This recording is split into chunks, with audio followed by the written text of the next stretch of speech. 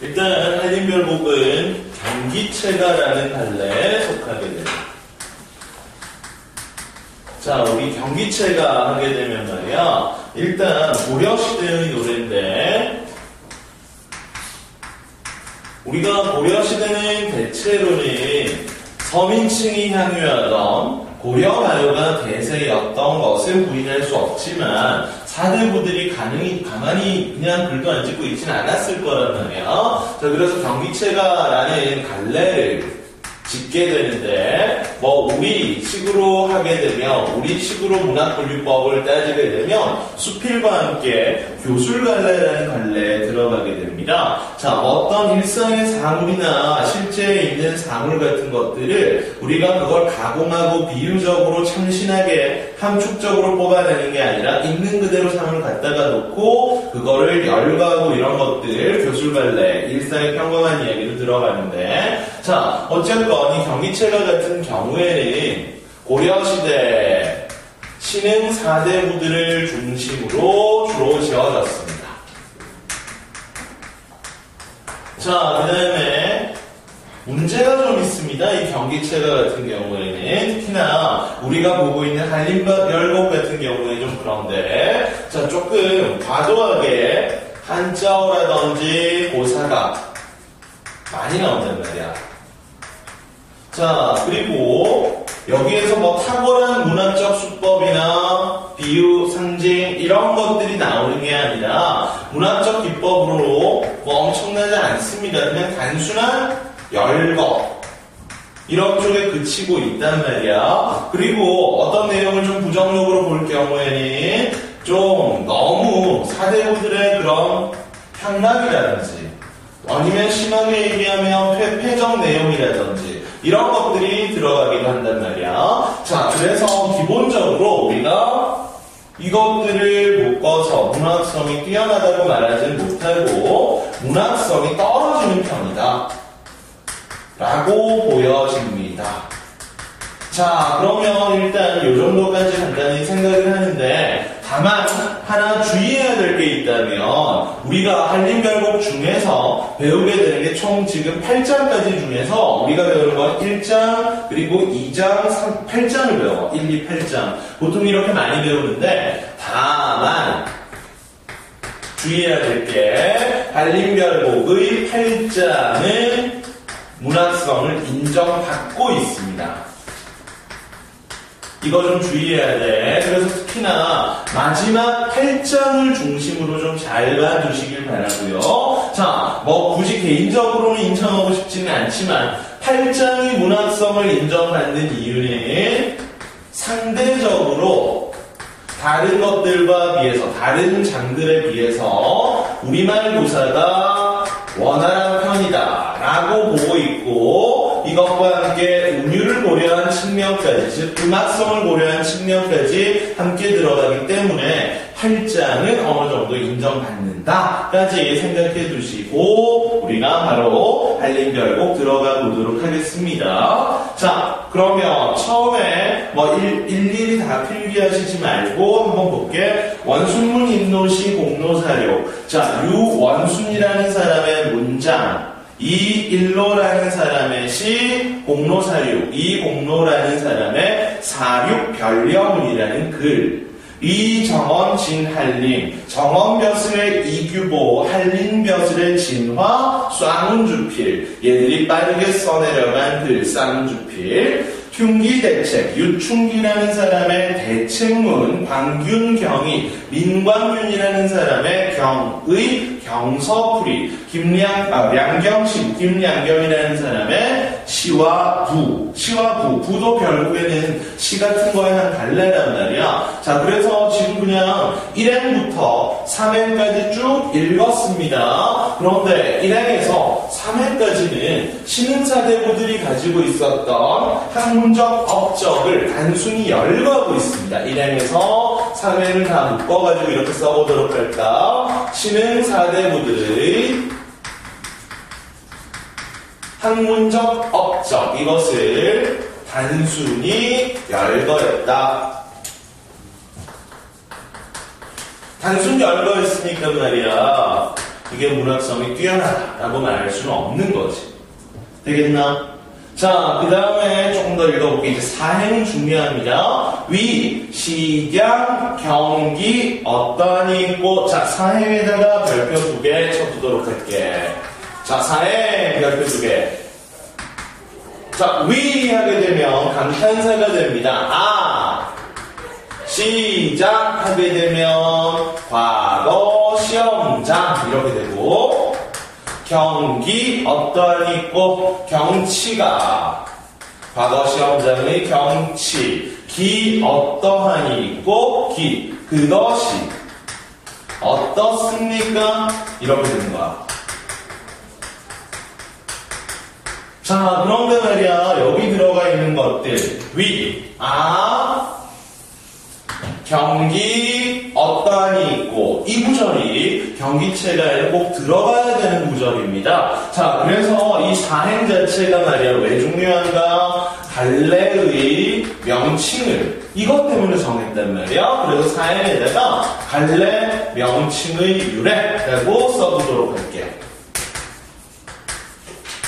자, 그래. 그럼 보자. 1, 2, 3행을 쭉 열거하고 말이야. 이렇게 얘기하네. 과거 시험장의 경치. 그것이 어떻습니까? 물어봤네. 자, 그런데 이 과거 시험장의 경치라고 얘기했네. 즉, 위에서 있었던 1, 2, 3행에서 나와 있던 학문적 업적. 여기서 빠졌네. 학문적 업적이라고 하는 것이 말이야 과거 시험 볼 때 나왔던 학문적 업적이었던 겁니다. 되겠죠? 자, 그 다음에 여기 끝에 봐봐. 어떻습니까? 물어봤잖아. 이게 자주 나올 거란 말이야. 서류법이죠.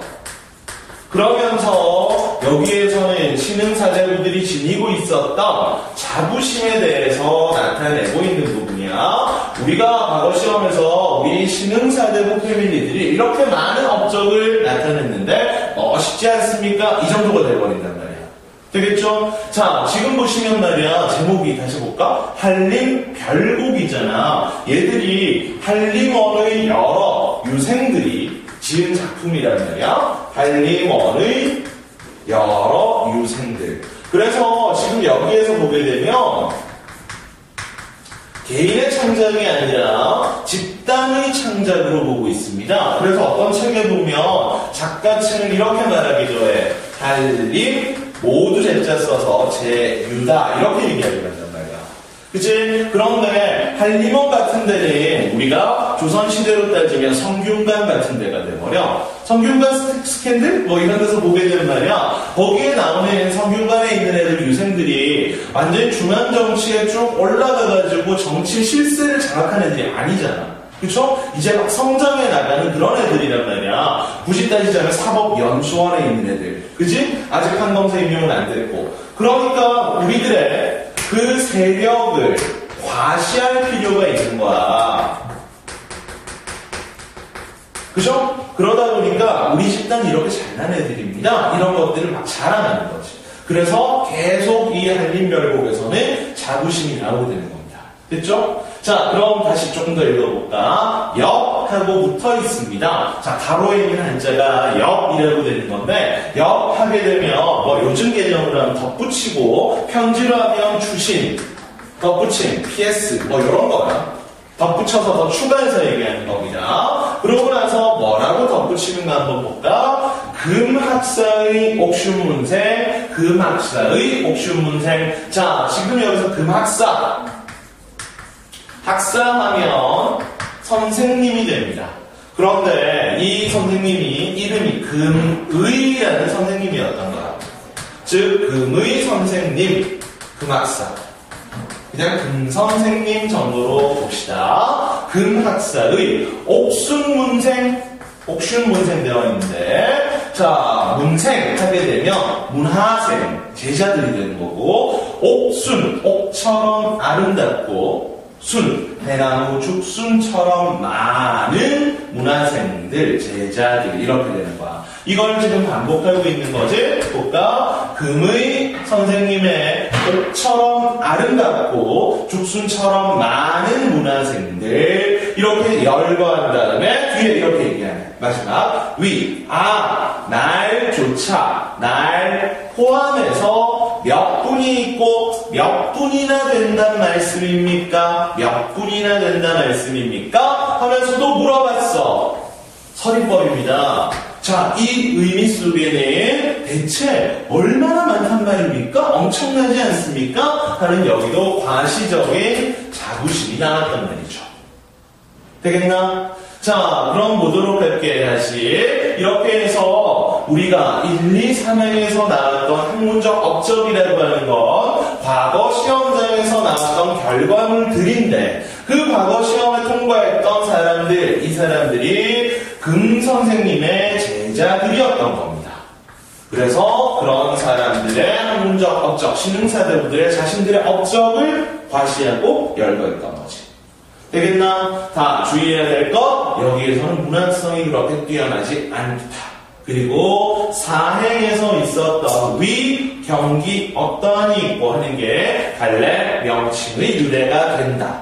됐죠? 자, 하나 더 하자면 말이야. 지금 역해서 덧붙이는 부분이 5행과 6행 부분이란 말이야. 그래서 한림별곡의 구조를 얘기할 때 앞부분의 내용은 1행부터 4행이고 뒷부분의 내용은 5행과 6행, 2행으로 구성되어 있잖아. 그래서 한림별곡은 이렇게 얘기해. 앞부분이 좀 많아. 전대절이다. 1행부터 4행. 그리고 뒤에는 작습니다. 부소절이다. 이렇게 구성되어 있다라고 얘기합니다. 전대절과 부소절로 구성되어 있다. 됐죠? 자, 그 다음에 하나 더 보면 말이야. 여기에서 어쨌거나 문학성이 떨어지건 어쨌건 하건 간에 1행에서 3행 사이에 쓰인 수사법은 열거법이죠. 자, 근데 이 열거법이 아무 의미가 없는 게 아니라 물론 문학성은 떨어지지만 어떤 것에 기여를 하고 있냐라고 얘기를 한다면 열거를 하다 보면 좀 길게 쓸 수가 있단 말이야. 그래서 이 열거법이 문학의 장형화에 기여를 합니다. 그래서 문학이 뭐 가상문학처럼 쭉 길어진다거나 아니면 소설처럼 더 길어진다거나 이런 식으로 장형화의 시초를 제공하는 게 이 열거법이니까 그 정도의 의의는 간단하게 체크해 두도록 하시면 되겠습니다. 됐죠? 자, 그럼 이제 2장 한번 보도록 할게. 2장도 구조적으로 똑같습니다. 자, 볼게요. 자, 강한서 장로자 한류문지 당나라 한나라의 책, 장자와 노자의 책, 한유와 유정원의 책, 그 다음에 이두집, 난대집, 이백과 두보의 책, 그리고 난대집, 난대영 씨의 시문집, 백낙천집, 백낙천이라는 사람의 책, 그 다음에 모시장셔, 시경과 서경을 합쳐가지고 모시장셔라고 합니다. 그리고 주역과 춘추, 주대, 얘기라는 책 해서 방금 읽은 세 줄도 다 묶어보도록 합시다. 자, 이게 신흥사대부들이 주로 읽었던 책들인 거야. 그래서 이렇게 쓸까? 이번에 당연히 또 열거법인데 신흥사대부들의 학문적 관심사라고 써둘게. 신흥사대부들의 학문적 관심사.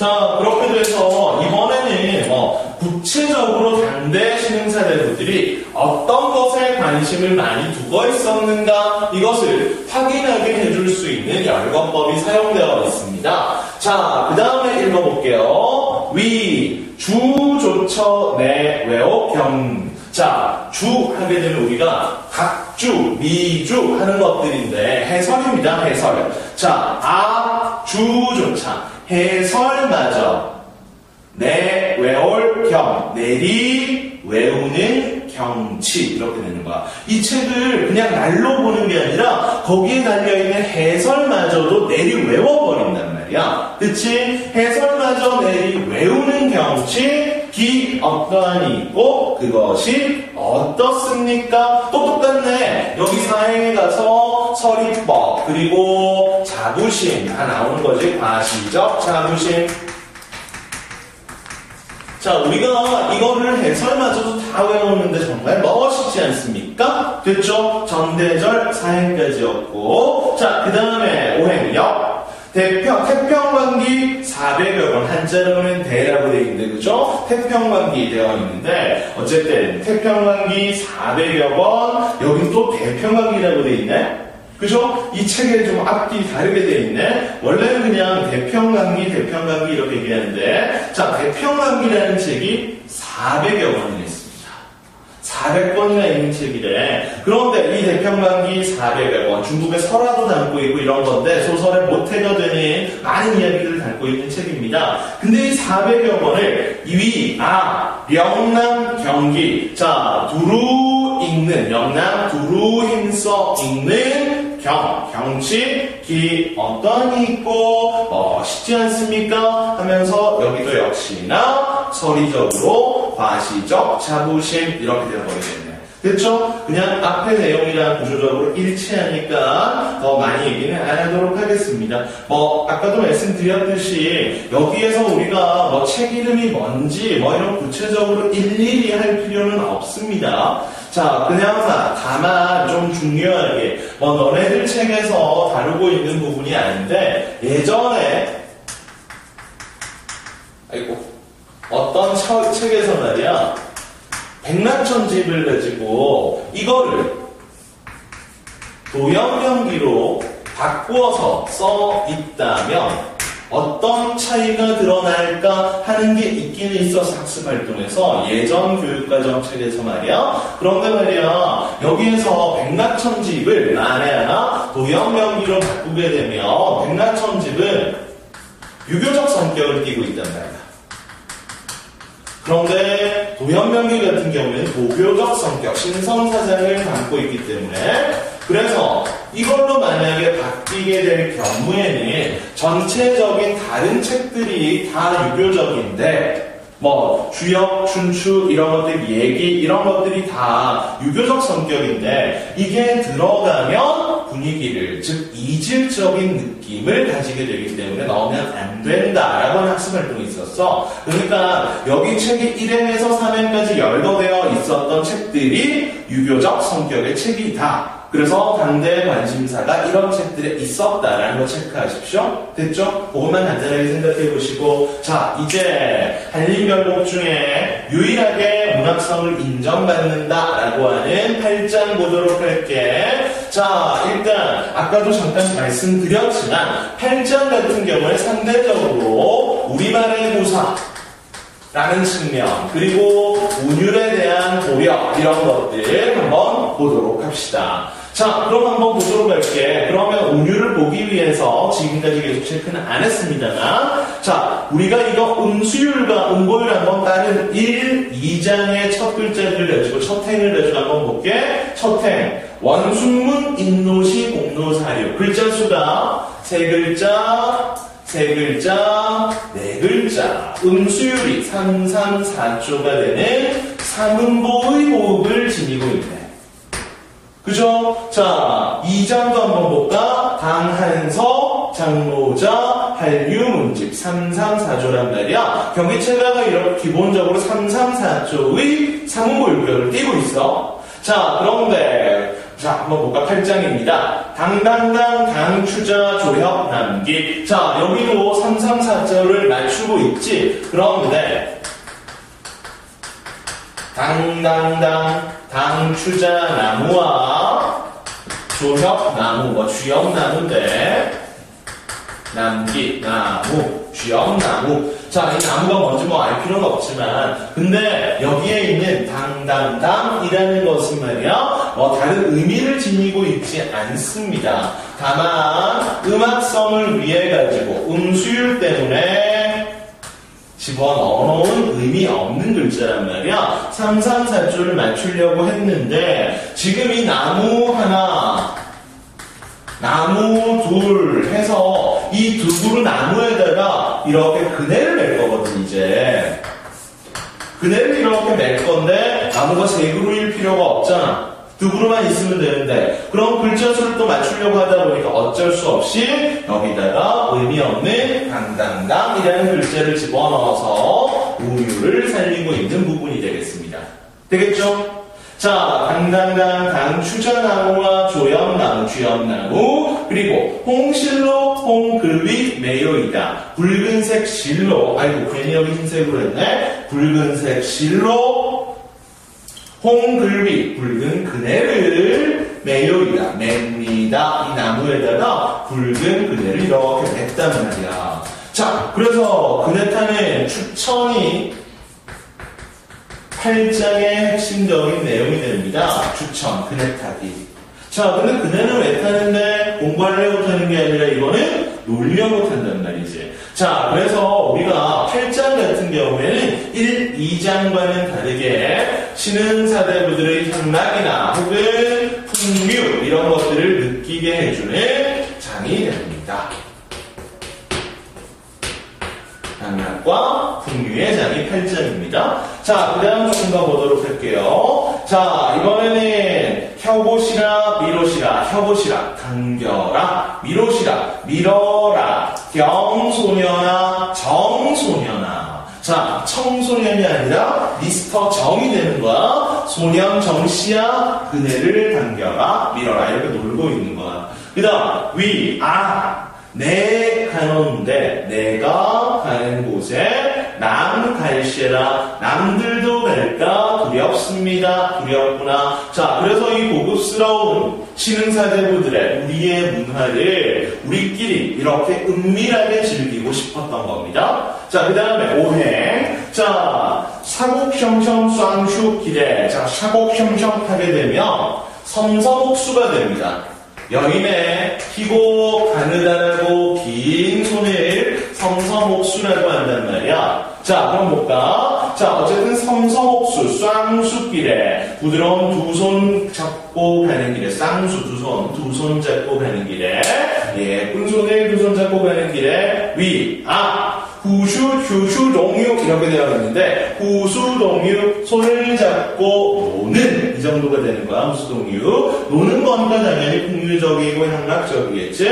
손을 마주잡고 노는 경치 기 어떠하니 있고 그것이 어떻습니까? 당연히 여기도 서리법과 자부심이지. 자, 1, 2장과 차이가 있다면 말이야. 1, 2장 같은 경우에는 사행에서 위 경기 어떠하니 있고가 나왔었는데 이제 8장 가보게 되면 이제 6행에서 경기 어떠하니 있고가 나오고 있단 말이야. 그거 조금 주의해서 한번 보도록 하시고 다른 장과는 다르게 여기에서는 풍류적인 내용을 담고 있다. 자, 그러면서 어쨌든 전체적으로는 우리 잘났어 하는 과시적인 내용이 중심을 이루고 있다. 되겠죠? 자, 아까도 얘기했지만 혹시 학교에서 요즘에 잘 하는 학교 있고 안 하는 학교 있어서 말씀드리지만 객관적 사물들을 집어넣어서 교술달래에 들어간다. 수필과 함께.